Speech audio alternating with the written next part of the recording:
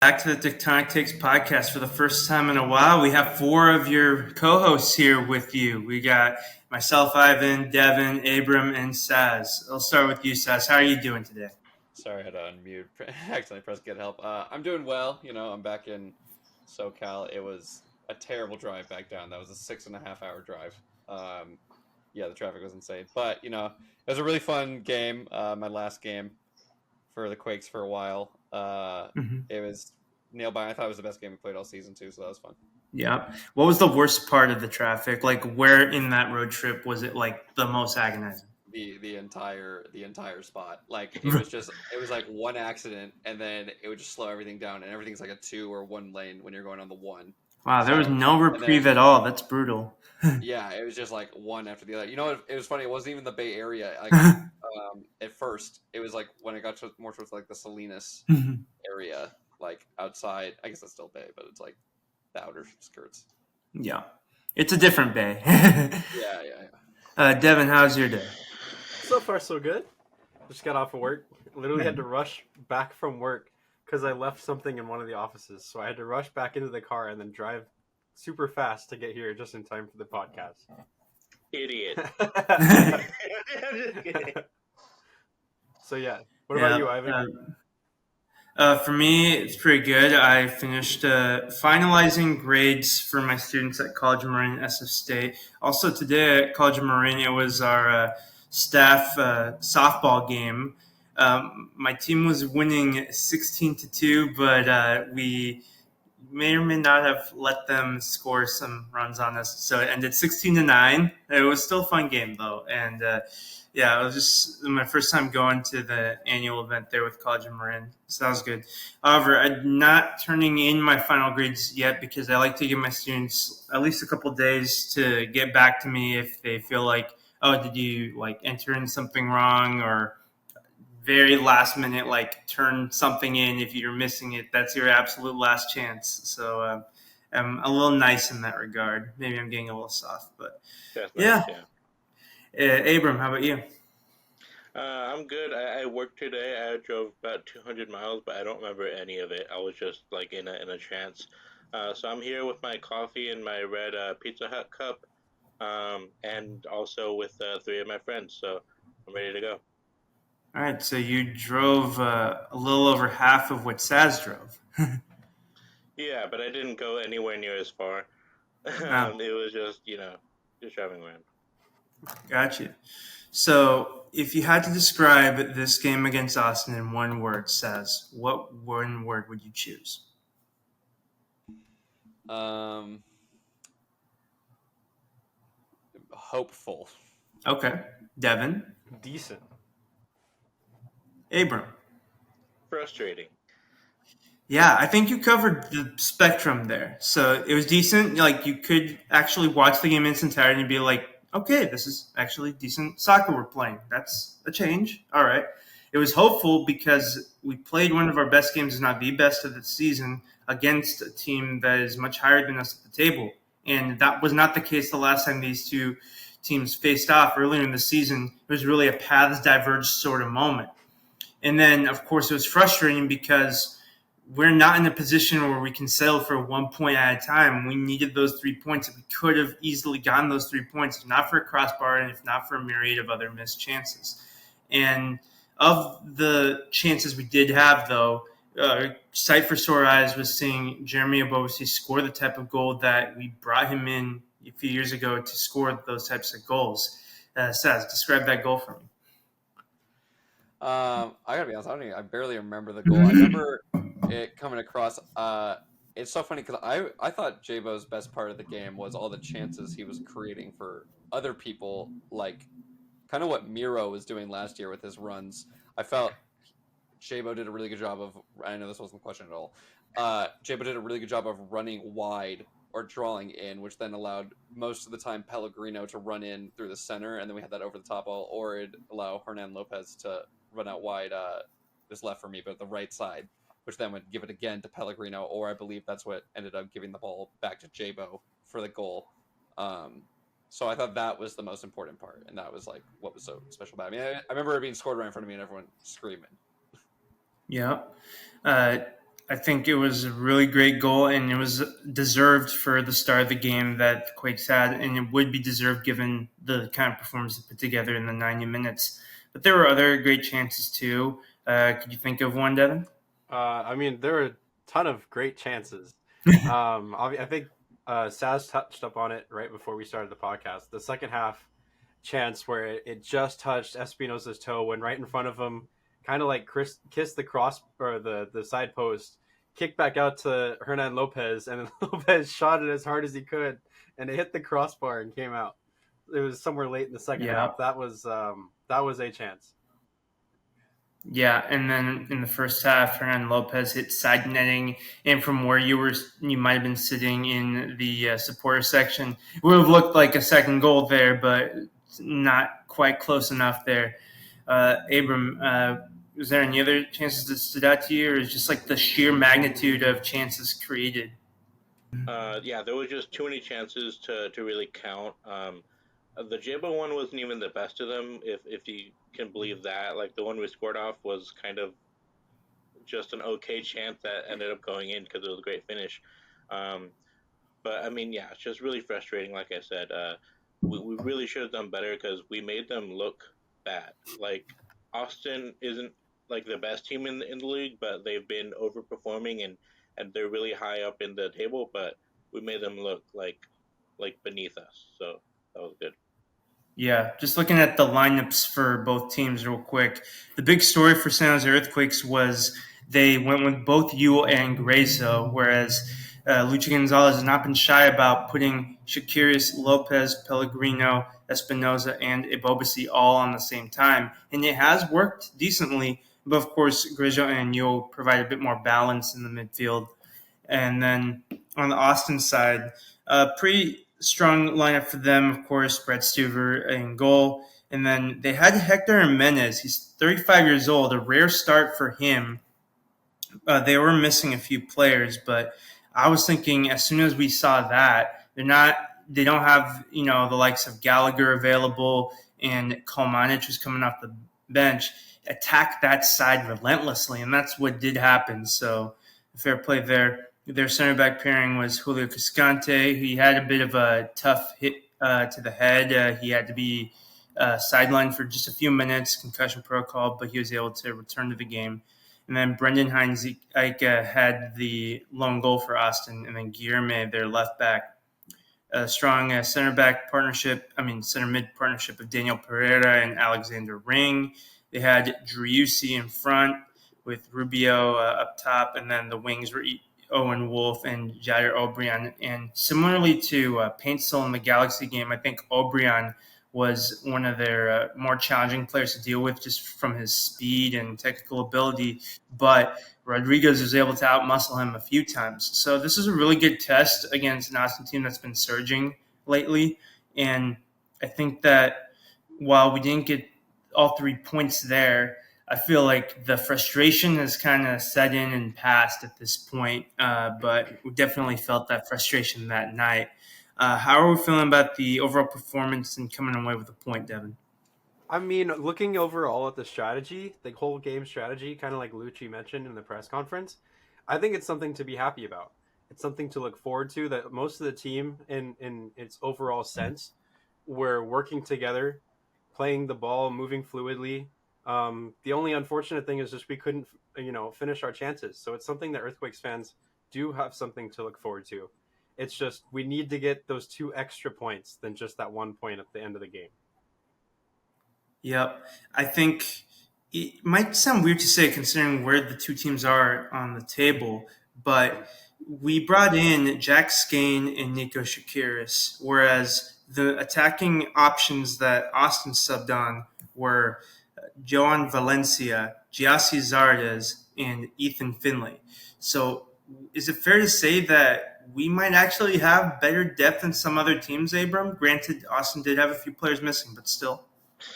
Yeah, I mean, this is something we talked about for a while, that we lack depth, and I don't think that's as true anymore. I think that we're not perfect in depth, but if you look at the team that we started against Sac Republic, it wasn't like a Quakes 2 team or the Town. Like we use players that have started often this year, but we didn't use players that started in the game before. So we had Morales, we had Marie, we had freaking Judd, Shakaris. Like a lot of people would use Shakaris, and he started for us in the past. So these are strong players, MLS caliber players, and they didn't do it in Sacramento, but like you said, the bench that we have is much much stronger than the one we had the year before or the years prior, where the next guy up on the bench was really not someone that you want to see, but that's who we had. So yeah. Right. And if our closest person to the town is still getting used to that name change, imagine how we feel still. It'll take a bit more Yeah. time. I'm never gonna get used to it. Other than coming away with all 3 points, would you say this is like the perfect send off for you, Saz, as you're going to be moving up to the Pacific Northwest soon? Well, yeah, I think unless I misheard you, we came away with 1 point, but Yeah, other than coming away with 3 points, I see what you're like it could saying. have Yeah, gone better. Yeah. I mean, obviously, it would have been sick to see Tommy play. Oh, for yeah, time, that's the for one me thing they personally. forgot. He wasn't even Yeah, on the bench, I don't think, unfortunately. no, he was not in the 18. No, I mean, it's a great time. I don't think there's like a perfect way to send it off. Like obviously, like that was like MLS Cup final or something. Or Yeah. like you did. So, if we won, I had a good time. Like I always have fun at the games. I got to see a bunch of people that I've made friends with. Fault Line has been like a family whenever I've gone there. So shout out to them. I see I got to see Abram at the game. That was really cool. I got to see Abel at the game too. That was really cool. Shout out to Luis Velasquez. He was. I think he's pretty active in your guys' chat. He's always active in mine. He hung out with me pretty much the whole day. The players were super nice to me. The staff, the Earthquakes Twitter sent me a tweet like publicly saying like they're gonna miss me. So that was. Aw, that is great then. Yeah. That was pretty sick. I wish I got to participate in that hot dog eating contest halfway through. I would have smoked the competition. But no, I mean like it was as good as it can be, right? Like I don't really have any complaints. Yeah, what is the most hot dogs you've eaten at once? Sorry, that broke out. Did you ask what's the most hot dogs I've eaten at once? Yeah. I don't know about hot dogs, but like on that topic, I'm a big Joey Chestnut fan, and I've always wanted to do a food eating contest. And in high school, I had a bet with some friends that I could eat 100 chicken nuggets in an hour, and I did it in 53 minutes. And I've never like more violently thrown up in my entire life afterwards, but I won the bet, and they had to be my personal butlers. That is about 2 chicken nuggets a minute. Wow. Yeah, it was about 4,600 calories too. Yeah. Oh my god. What? Oh my. Yeah, that's insane. That's not even kind of like the barbecue sauce. No, it was disgusting. Yeah, no, I took off at least 12 years of my life from that. It was insane, but it was so funny. It was not funny in the moment, but the next few days where they had to be my butler for 24 hours. I was looking for that McDonald's sponsorship real quick. It was Wendy's. You know, it was Wendy's, which is like a terrible choice because they have like the biggest nuggets, and like I've not gone to Wendy's since then. I'll never forget that story though. Like just because I fasted for like a whole day, and then my friend who was going to be the witness had to cancel, so I fasted for a second day, which I learned was dumb because your stomach shrinks. Yeah. But I'll never forget pulling up to Wendy's and being like, "All right, we'll go to Wendy's. What would you want?" Yeah, can I have 10 of the 10-piece nuggets? And then just like silence for like a minute. Like, that'll be $33 to meet you at the window. Yeah, just make sure we heard that correctly, sir. Yeah. That's a really good deal, though. Yeah, that's not too bad. Granted, that must have been a while ago, considering fast food prices now. Big Mac is now twice as expensive as it was at the start of the pandemic. Yeah, if I'm 23 now, that had to be about 5 years ago. Yeah. Yeah, it's just a wild ride. But on the subject of food, I guess we could go around. Let's think about what's our favorite thing we've eaten at a Quakes game. Abram, anything come to mind for you? I just think it's funny how the Quakes are so unremarkable that instead of talking about anything Quakes related, it was kind of like that clip show episode. We're reminiscing on things for Saz's sake. Yeah, no, for sure. So my favorite food at the Earthquake Stadium is a hot dog outside of the stadium. I do like the ones inside the stadium, but they're so expensive for like not anywhere near as good. I get a Minute Maid lemonade every time I go, or I used to before I had credentials. I was like a ritual for me. But I don't want to show up to the press box with and pay for a lemonade when they give us free Sprite and water. So yeah, I don't do that anymore. But that's my answer. The outside of the game bacon wrapped hot dogs, those are the best. Yeah, for me, the Korean food truck stands out for me. I love all the food trucks. This is one of my favorites, though. Devin. Fried chicken and waffle food truck. Shout out Nestor. Shout out Hmm. PMA that got me. Led me to the that food truck. But tried it last game. My favorite thing. I don't think I'm trying anything else now. Yeah, Right. the waffles are legendary in the Earthquake Discord.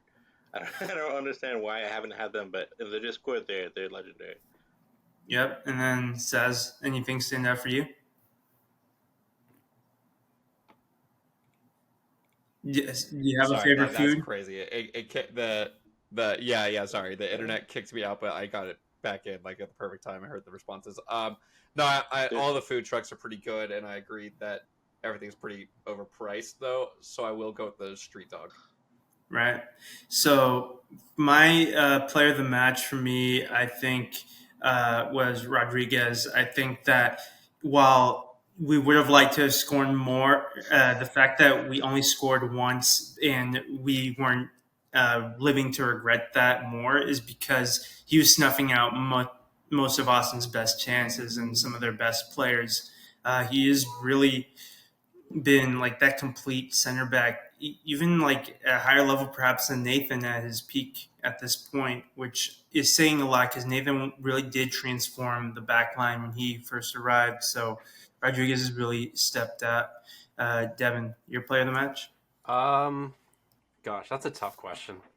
I'm gonna have to say player of the match is, I guess, Jeremy Vovasi. Mm-hmm. Yeah, I Yeah. got the not the game winner, but he got us the point. And he played overall fairly well. There weren't many issues at all with his finishing and kind of like Saz said, it's mainly the build up to the opportunities that made Jeremy Vovasi stand out, not just the goal. So shout out to Jibo. Says. Yeah, I'd have to go back and actually like watch the game because it's all sort of like a blacked out blur at this point. I don't know who was like constantly feeding the ball to Pellegrino, or if it was like a mixture of Yule, Hernan, and like some other people. But yeah, I'll have to go with Jabo as well. Just the space he was creating, finishing a goal for us, his pressing off the ball. Like overall, I thought that was a really, really solid game from Jabo. All right, Abram. yeah, I mean, you got three in a row for Jabo, and there's not much left to say because we've talked about everything. But Yeah. he's someone who's really needed to prove himself. To be honest, I think that a lot of people have been calling for Judd to start over him, but Jabo he's a quality striker who hasn't really been showing that as much as he should be. But overall, I think that we're lucky to have him for that price, and he does a lot for our offense for sure. Yeah, Espinoza added to his assist total to provide that goal for Boasi, so he deserves some mention. Lopez has not had a bad game yet, and long may that streak continue. And this is also a pretty good performance for Vitor Costa as well. A bit of a quieter performance for Yarborough, which was probably a good thing because he's had to make a lot of saves.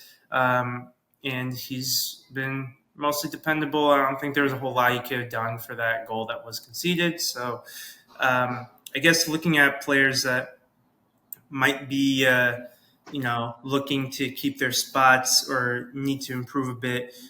Notably, we do have to bring in a few fullbacks, Palmeri and perhaps Verhoeven for the next game because Acapo and Costa, if I'm not mistaken, had their yellow card accumulation met that game. So that's going to be one to look out for, as well as Preston Judd, I think, is on that watch.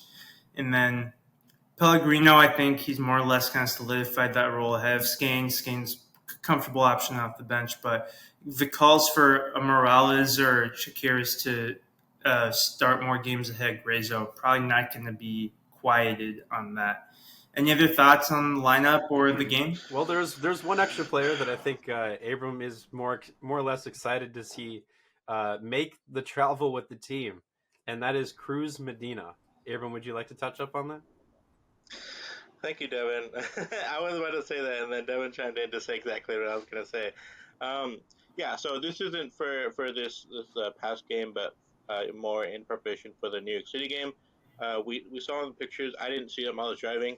That Cruz Medina and Oscar Verhoeven are on the plane to New York City, and that's very exciting. I'm not sure exactly why. I know that Verhoeven is there to be, cover at the fullback spot because we lost most of our starting fullbacks for this match, so that makes a lot of sense to me.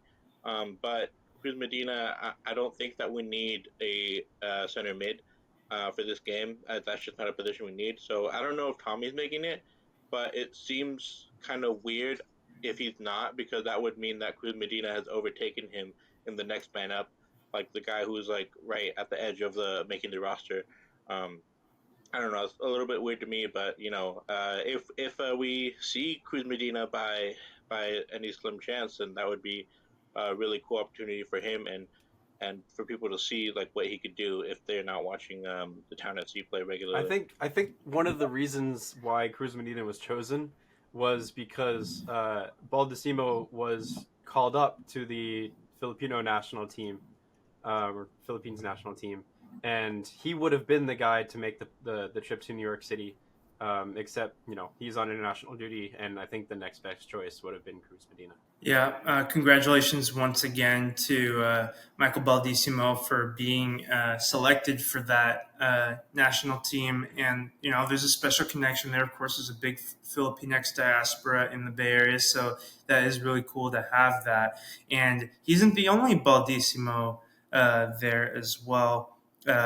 He is joined by his older brother, of Matthew Baldissimo, who plays for York United in the Canadian Canadian Premier League. Sorry, so that's pretty cool as well. So happy for them both to be involved, and not to kind of rub things in your face that you're not going to be around for these games. But which movie night are you most bummed that you won't be able to be here for at PayPal Park? Elemental, Trolls, Barbie, Little Mermaid, or Kung Fu Panda says. I mean, all of the above, obviously. It's hard to choose a favorite child, am I right? I did want to go back to a few Yeah. points regarding the game, and then some of the other things we said. I just didn't mention. As far as Jabo, when I was next to Luis during the game, his Apple Watch got like a weird notification, or like not weird, a notification saying Jeremy Abobasi is approaching Landon Donovan as one of the all-time goal scorers for the Quakes. So I just looked up the stat now. He's actually fifth. Above him is Christian Espinoza. Jabo has 32, Espinoza 33, Okay. Donovan 41. However, Jabo has about a goal every 3 games ratio. Or no, that'd be about 0.32 ratio. So I thought that was interesting. Obviously, he scored a lot in the first season, so that skews that a little bit. And then one point that we brought up earlier that actually I disagreed with a little bit was the depth of the Quakes. I felt this year we are lacking in depth because I would say around the I'm gonna probably get this wrong. We'll just say 60th, give or take 10 minutes. I was just saying I feel like we really need a sub. We really need a sub. We really need a sub. And I was just thinking to who we had on the bench, and I'm like, I don't feel like we had, especially with Benji being injured, I feel like we didn't have what we needed.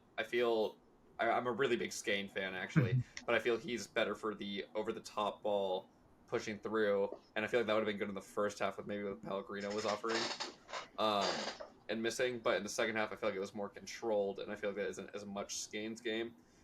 Maybe put Morales in for Grazo for me personally, but I don't know what his health is looking like. Obviously, it was great to see Nico. He was the first sub to come in. I was shocked to see Paul Marie didn't come in around the 60th, 65th.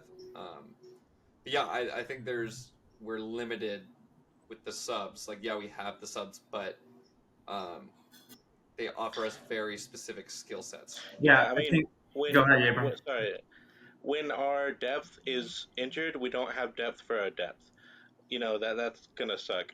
Benji has been not perfect off the bench, but he's a sub that a lot of teams might like to also have, and so it's good that we have him for the deal that we have him for. But I do want to retract my statement a little bit and agree with Saz that we're not like we're about 75% there to having good depth, but we're still lacking a little bit. I think the next evolution is like we now have positional depth, but now for specific tactics and styles of play to have a plan A, B, C. That's where we would like that depth to improve, and whether that'll be through development, bringing in players this summer or beyond, we'll see how that goes.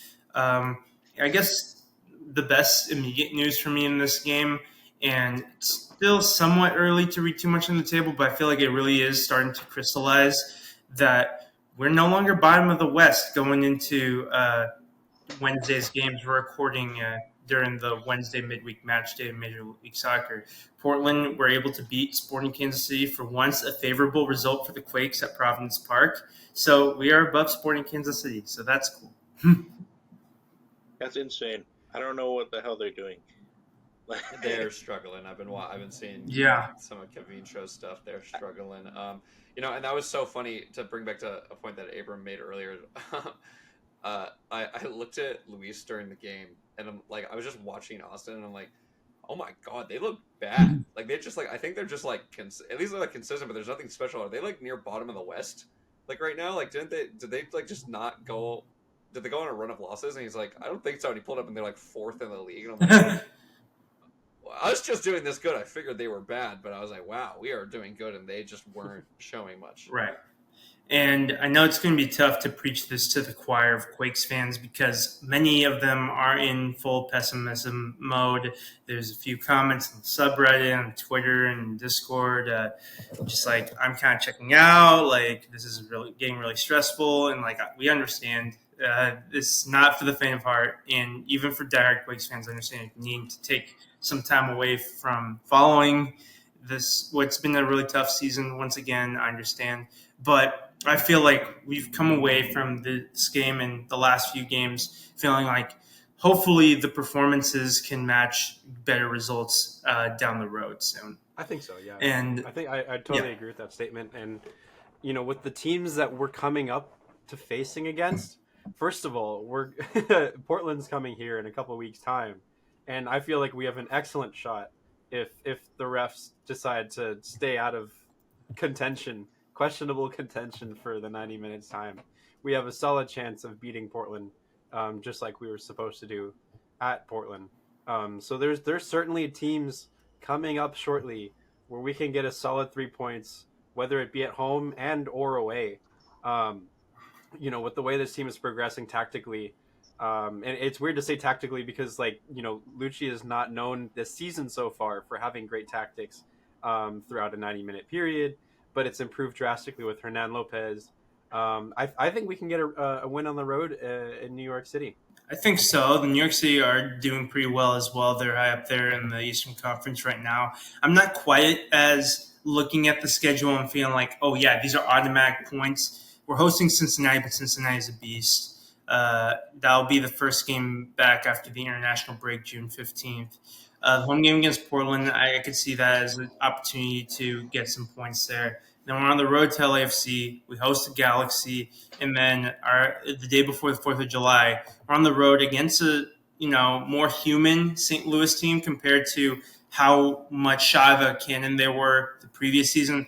But we're on the road to St. Louis, and they have one of the toughest road environments to face. So I think there's going to be some challenges, but I think this team can be up to the challenge. Yeah, I mean, I think the never say die mentality is something that's going to stay with this team. I am worried about this upcoming game against New York because we have historically struggled on their tiny field. I don't know if they're still playing in the Yankee Stadium, but their field is kind of really tough for anyone but them to play in. They're kind of really accustomed to it, and I think that gives them a very good home record. At least that's what I've heard from podcasts. I don't follow them, of course. But yeah, I mean, we've been using. One thing I liked about this previous game was that we used kind of long balls to get into those half bases right behind their midfield and stuff like over the top balls that we don't always play, but we're doing that. That's going to be really hard with the more condensed field. So yeah, New York is going to be. It could be a mixed. It can go either way. Yeah, I think it will be a tough game because of that. They are a good team, and they're at Yankees Stadium. While we're talking about New York, we could talk a little bit about their last game to just get a look at what we can expect the lineup will be going into this game because they've been a pretty cohesive unit. Maybe not the most convincing result, a 1-0 win on the roads, but still against bottom feeders New England Revolution. But they've got a interesting goalkeeper, Matt Freese, who's kind of their backup for a while, but he won the job this season.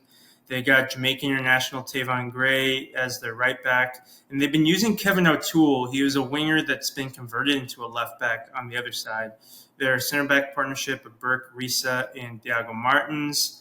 Then they have Andreas Pereira and Keaton Parks. Can you remember when Keaton Parks was part of the UN's national team for a hot minute when we failed to qualify? We were just chucking all the young players out there, seeing who could stick.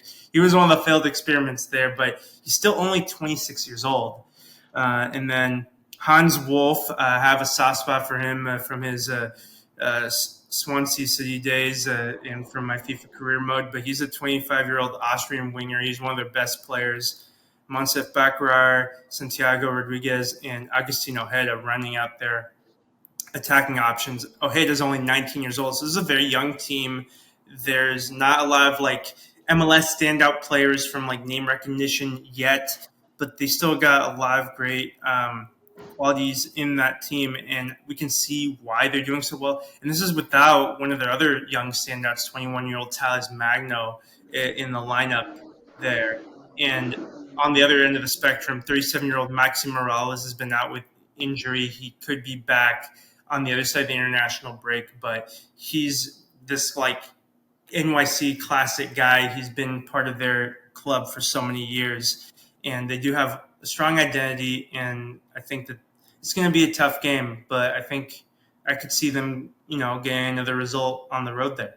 Yeah, like I said, there's reasons to be worried about this match, but I think that New York City, more than most teams, have had a really mixed history in their short time in the league. They've been good and then they're bad, and nobody really knows what's gonna come of them. They don't seem to be like a championship, winning team this year. Mm-hmm. And I think that we're in good form. I think that we're playing well. We have Hernan Lopez and we have Espinosa, and that's kind of all we need. And those two players, they kind of like to make something happen out of nothing. We never know what's going to happen. So I haven't lost hope for this game, but I don't really. I'm not expecting to come out with a win. I think a draw would be nice, but I'll take anything at this point. Yeah, I'll say 1-1 is my prediction for this game. Saz, you have a prediction? No. All right, Devon. I think 2-2. Okay, Abram. I think 1-1 is. Sorry, I don't mean to copy you, but I just don't see us. I think that we have a good attacking unit, but I don't think that we're scoring as much as we need to be, and I don't know what that's up to, but I think that's been kind of a theme throughout the last few games. I don't know, maybe I'm wrong, but I don't see us, knocking their door down particularly. So I think 1-1 makes sense. I'm gonna make a bold. Yeah, I'm gonna make a bold prediction here and say Hernan Lopez. A tectonic take. Yeah, another one. Hernan Lopez is gonna get a goal from outside the box. I know he's been trying for the last couple of games. He's been hitting it a little too high, but I think he's gonna figure it out in New York, and he's gonna bang one in from outside to give us the second goal. Yeah. I think that the dimensions of this field at Yankee Stadium might play a role and might help them be a bit stronger in defense. But I think, that's what we're kind of headed for right now. And then we got a few games later today that don't necessarily involve the Quakes in particular, but since we're not playing in this midweek slot, since we're playing Friday, I I have a few offerings for you to watch later, perhaps when we're done recording. 7:30 p.m. LA Galaxy versus FC Dallas, Seattle Sounders versus Real Salt Lake, and LAFC versus Minnesota United. The game I'm going to be watching later might be the basic choice, but LAFC versus Minnesota United, I want to see more of Minnesota United. I want to see more of their young striker that's been doing very well, especially in clutch situations for Minnesota United. I want to make sure I got his name correctly. I believe it's Tani Oluwaseyi. He is a Canadian-born Nigerian, and I'm guessing that's what Devon's going to watch, Minnesota United versus LAFC. Which of those three games is most appetizing for you, Abram?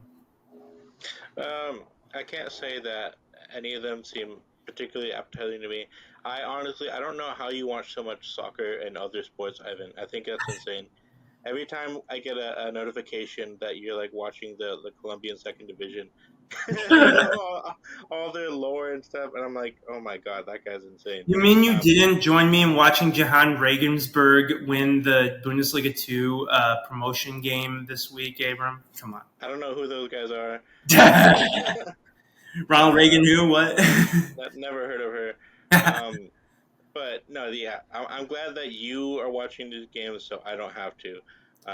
But I think if any of those would be on my TV, I think the game you mentioned, the LAFC game, I think that LAFC, again, kind of like New York City, have had a mixed bag. Contrary to the quality that they have on their roster. So that could be a fun watch. But and also Minnesota without Emmanuel Reynoso are kind of better, but also not. I don't know. I don't know what to make of that. So that's a game that has a lot of kind of like story about it. So I think that would be fun if I were to watch one, which I don't think I will, to be honest. Saz, how about you? No, I've been drowning in schoolwork. Okay. That is, I'm trying not to fumble the bag in the last few weeks. Gotcha. Yeah, we want to make sure you do well in those remaining midterms still. Midterm/finals, yeah. Yeah. Quarter system pain, UC Davis, go Aggies, or go Gauchos, I guess. Yeah. I mean, baseball season, sure, but like now it's not football and basketball season, I'm less intense about those Big West rivalries. No, I think one last thing to talk about. Sorry, that was a lie. I have been watching the F1 races. Oh, there you go. Yeah, but sometimes it's on at like 4 a.m, so I just watch the highlights. Saz, how happy are you that Charles Leclerc finally got his win in Monaco? Oh, that was sick. That was really like just the speech he gave afterwards about like doing it for his dad, and then being the commentators being like he was a kid in the stands, and then him bicycling after like. No, I was a huge fanboy moment about that too, but no, I know. Like, I'm hoping Dortmund win the Champions League, but realistically, I know it's gonna be Real Madrid. So this is like one of those moments where I'm like, oh, sports did it right. I know. There's been so many like good underdog stories as of recent, like Lando Norris winning his first race, Charles Leclerc winning his home race. Now we just need Lance Stroll to be out of the league, and it's everyone's favorite. Right. Man United beating Man City in the FA Cup, and then. I think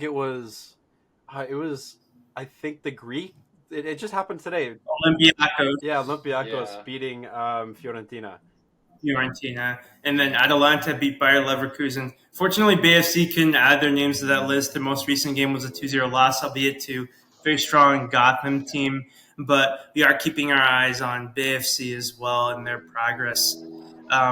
We'll see what we do for our next podcast. We will recap the New York City game, and then beyond that, we'd like to do both a Euro 2024 and a Copa America preview. We'd like to provide some coverage for that, and beyond those previews, we'll explain our plans for that in the coming days and weeks. But I would like to conclude this episode with a little bit more fun with the four of us here. So speaking of the Champions League, this is our last recording before the Champions League final. So I'm going to screen share my tab here, and we're going to take turns with this quiz here. We have 6 minutes to name all of the Champions League winners. So if the teams have won multiple Champions Leagues, we just have to name them once. So we're gonna go Saz first, then Abram, then Devon, then myself. Are we Do ready to you go?